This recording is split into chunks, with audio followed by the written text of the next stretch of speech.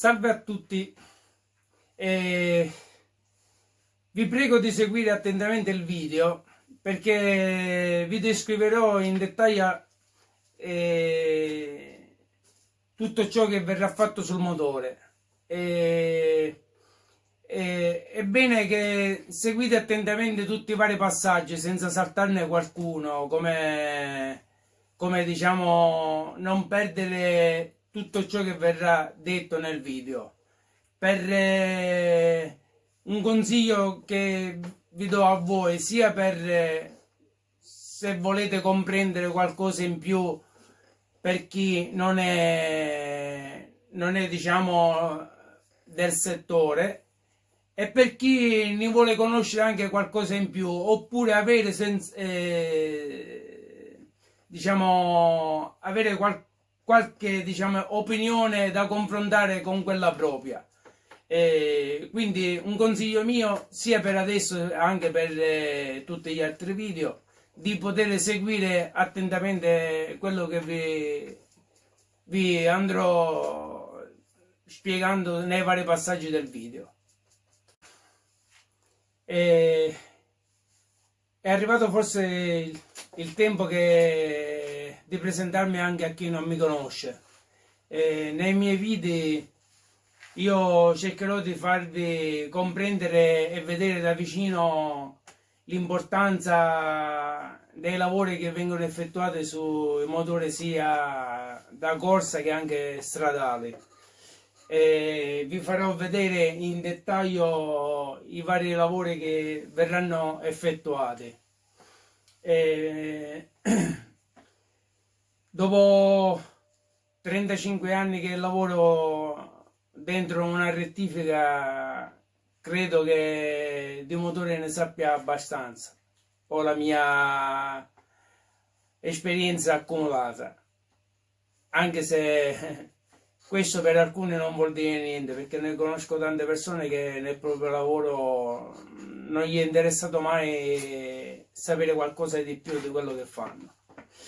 È anche vero, diciamo, che sono nella posizione di poter dare qualche consiglio a qualcuno e di illustrare dei lavori che l'esperienza mi ha portato anche a conoscere e che vi porterò a conoscere anche a tutti voi.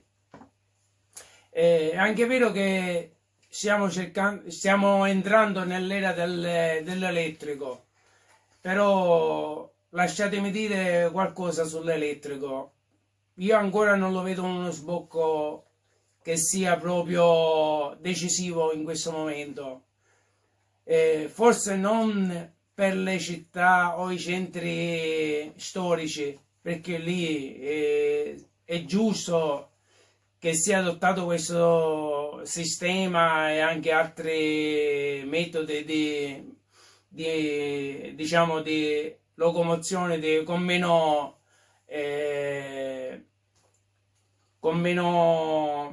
come dire, di inquinamento atmosferico. Però sull'elettrico perché non lo vedo ancora decisivo? Perché l'elettrico, e lo sappiamo tutti come funziona, ha bisogno di energie per poter camminare. L'energia purtroppo con i sistemi che abbiamo attualmente su tutta la Terra non siamo in grado di poter soddisfare dall'oggi a domani, se tutti cambiamo sull'elettrico, il sistema di ricarica dei motori.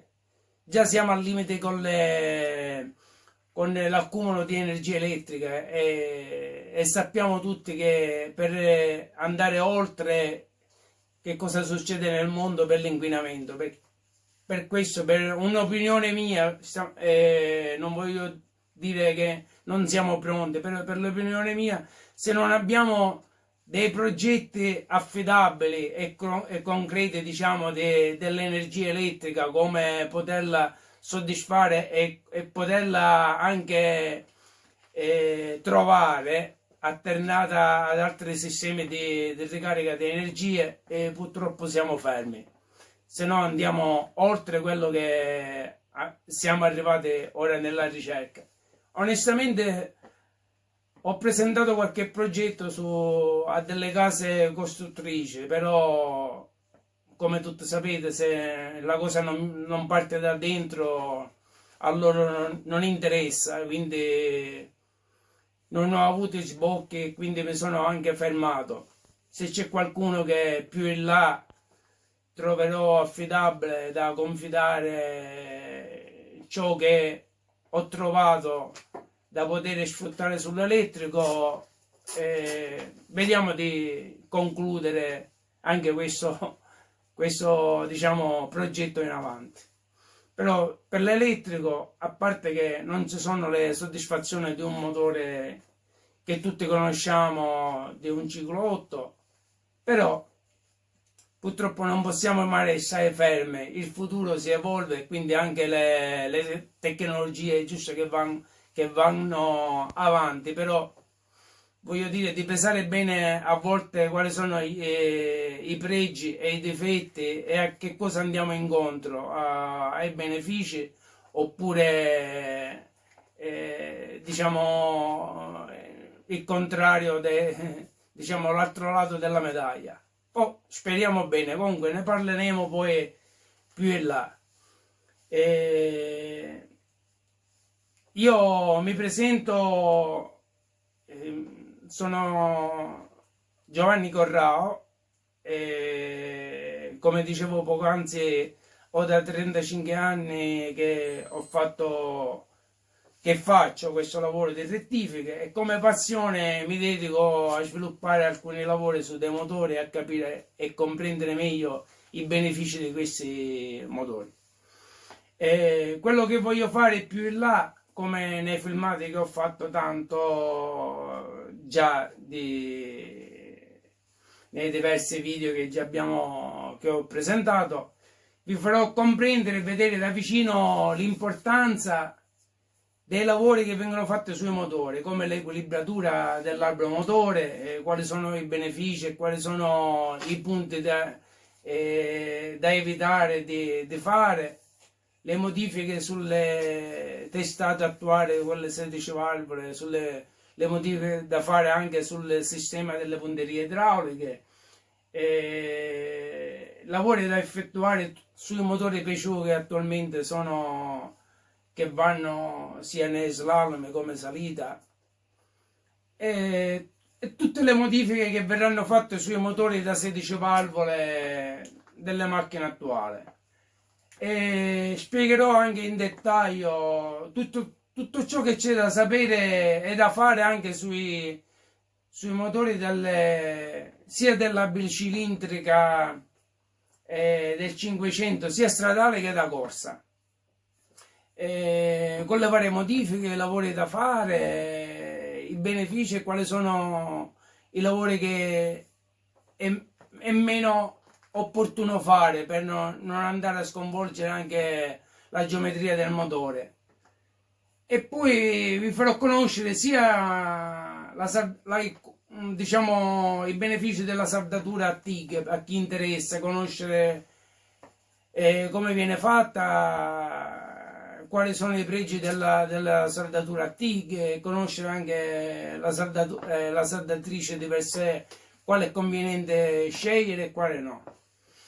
E poi andremo anche in dettaglio sui volani, i bielle, albero motore, diciamo comprendere un po' tutto il sistema del motore.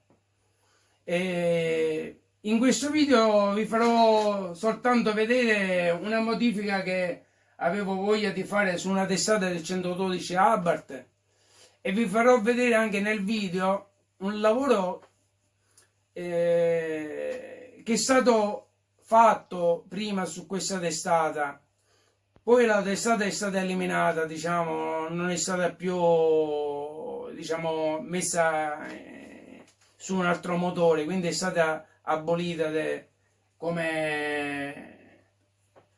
sia come testata perché aveva un problema, e quindi io cercherò di andare a fare delle modifiche e vi farò vedere i benefici, se ci sono in positivo, oppure quali sono attualmente le cose che non vanno in questa testata.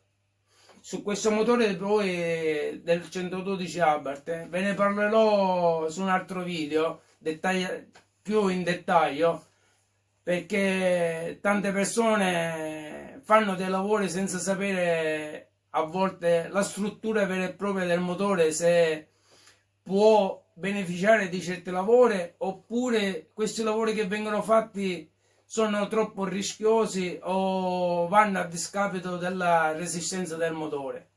Questo poi lo andremo a vedere più in dettaglio sul prossimo video.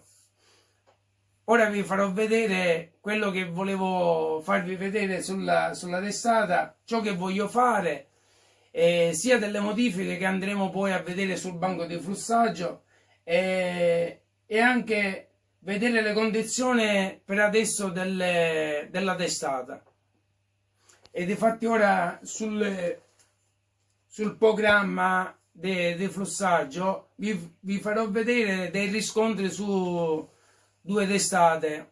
Una testata che già era sdoppiata, quindi analizzeremo anche il flusso che ne abbiamo beneficiato, se c'è, del condotto sdoppiato, e messo in confronto di una testata senza sdoppiata, per vedere se a volte i lavori dov'è che migliorano e dove invece non è consigliabile farlo.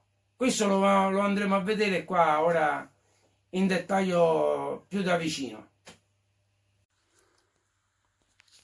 Allora amici, cosa voglio farvi comprendere con questa schermata? Questa è una simulazione di portata attraverso la valvola del terzo cilindro di una testata del 112 Abarth.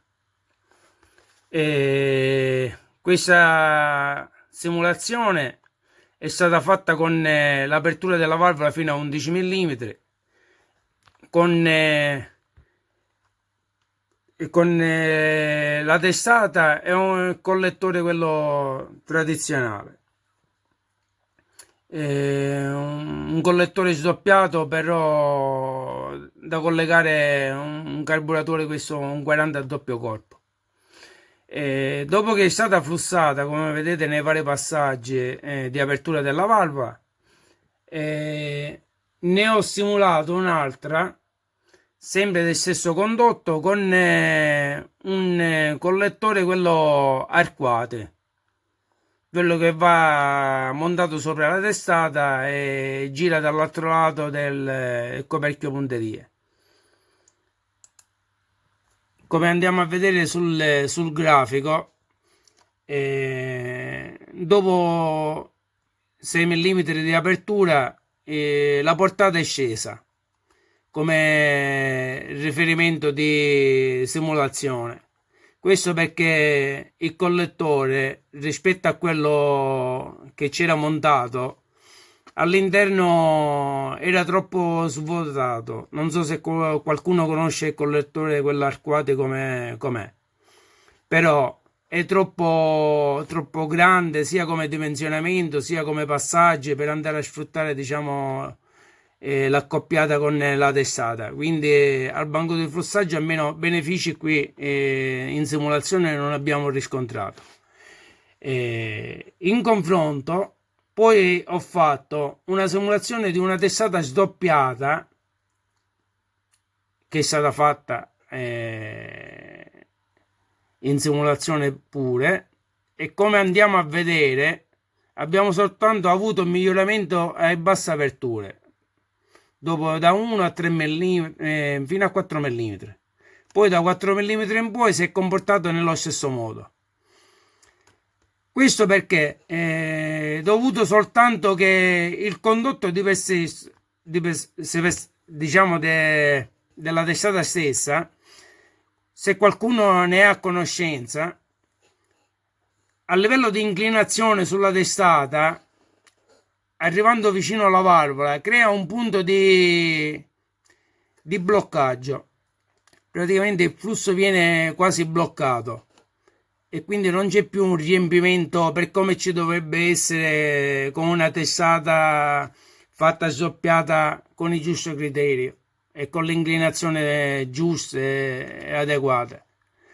I benefici della testata sdoppiata dove sono allora? Sono nel fatto che la testata deve essere sdoppiata, non ha tutti quei riflussi di turbolenze nei condotti dove vanno a respirare sia il primo, il secondo, il terzo e il quarto cilindro, ma sono singolarmente sdoppiate, quindi andiamo soltanto a migliorare a livello di turbolenze e di risonanze dei condotti. E quindi quando il pistone crea quella forza aspirante attraverso i condotti e la valvola, non è disturbata dai vari svuotamenti del condotto. Soltanto qua è il miglioramento, e anche nella calibrazione della carburazione che viene fatta attraverso i condotti sdoppiati. Però a livello di benefici di riempimento non ne abbiamo, almeno non attualmente. Ora cosa voglio fare sulla testata? Questa è una testata del 112 già stata lavorata e messa da parte. Quello che volevo fare io è ora di andare a fare una saldatura sulla testata e di andare a creare un condotto di sdoppiamento tra le due valvole del terzo e quarto cilindro, portarlo sdoppiato e non portarlo con il solito sistema di portarlo qua sopra come livello di saldatura e di imbocco di testata come qua vicino, ma averlo qua frontale.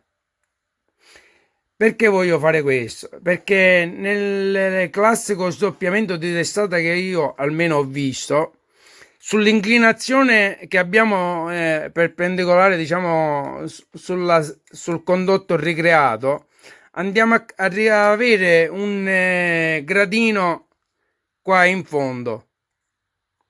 Quindi viene ostruito, diciamo, il passaggio da avere attraverso la sede valvola. Aspetta che vi faccio vedere, vediamo se riesco. Ecco, quando viene fatto il condotto qua viene creata quasi una ghigliottina, perché abbiamo un'inclinazione troppo accentuata e la deviazione che abbiamo sulla sede va a impedire il migliore riempimento del motore. E quindi voglio fare questa modifica, poi la andremo a flussare e andiamo ad analizzare il confronto del lavoro fatto per vedere se abbiamo un miglioramento oppure no. Io vi porto ad avere proprio la conoscenza di ciò che andiamo a fare. Quello che ho riscontrato proprio in questa testata, perché è stata messa da parte, perché c'era un problema, guardate qua, se andiamo a vedere più da vicino c'è una lesione creata qua sotto la sede. Perché? Perché è stato lavorato troppo nella parte dove sono il collegamento delle varie sede del cilindro del terzo e quarto. Terzo e quarto, qua saremo sul primo e secondo, effettivamente. Comunque lo stesso, diciamo, è stato lavorato sotto il rinforzo che c'è nel passaggio della sede e si è creata questa lesione perché, non avendo più materiale adeguato a poter sopportare la chiusura della valvola, con le vibrazioni si è creata la rottura di sotto la testata. Quindi qua l'abbiamo visto soltanto perché abbiamo aperto la testata, ma se questo lavoro non veniva fatto, questo non veniva riscontrato, oppure bastava veramente mettere dentro una telecamerina per vedere il condotto. E comunque questo lavoro non viene fatto, non è stato fatto bene, anche perché poi andrà a togliere troppo materiale. Sì, abbiamo forse una sezione di passaggio maggiore, però abbiamo creato delle turbolenze inadeguate, perché togliendo troppo materiale non abbiamo più quella diciamo geometria di condotto che tende a favorire l'ingresso del flusso attraverso la valvola dentro il cilindro.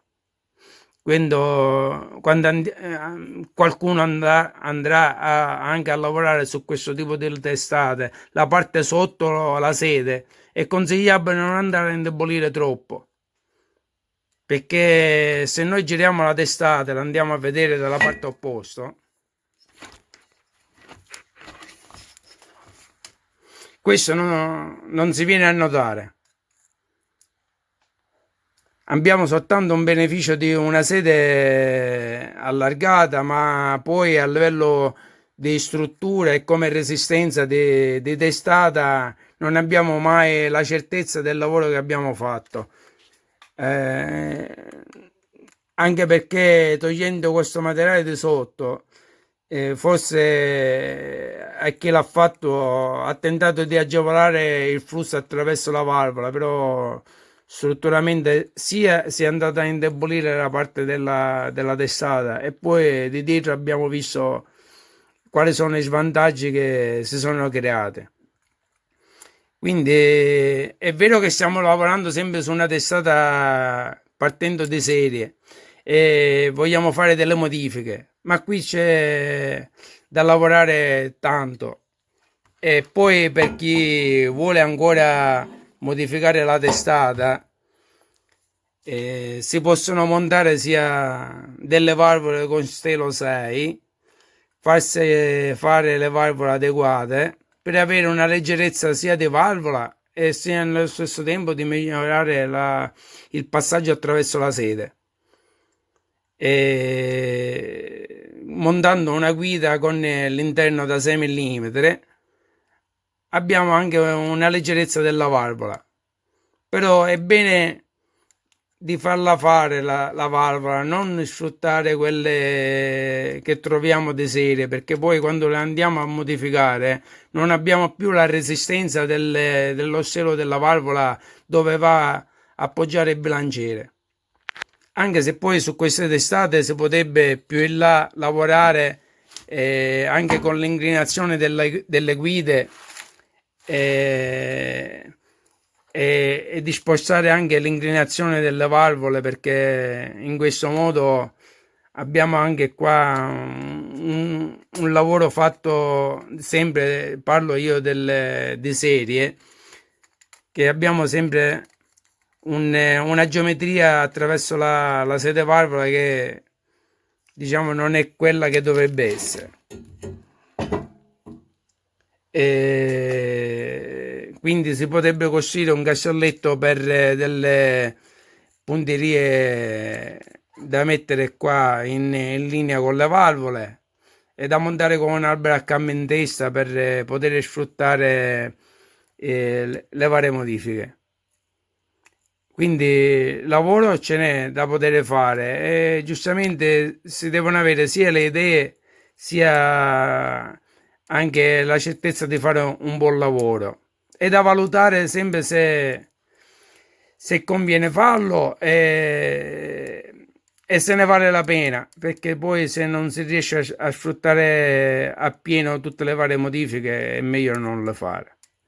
Anche perché su questo motore ci sono dei limiti di rotazione del motore che tanti sottovalutano, però lo andiamo ad analizzare quando affronteremo proprio tutte le varie modifiche sul motore del 112 Abarth. Questo lo vedremo poi, vi spiegherò in dettaglio quando andiamo a completare il lavoro soltanto su questi due cilindri e andiamo a confrontare con il cilindro del terzo e quarto.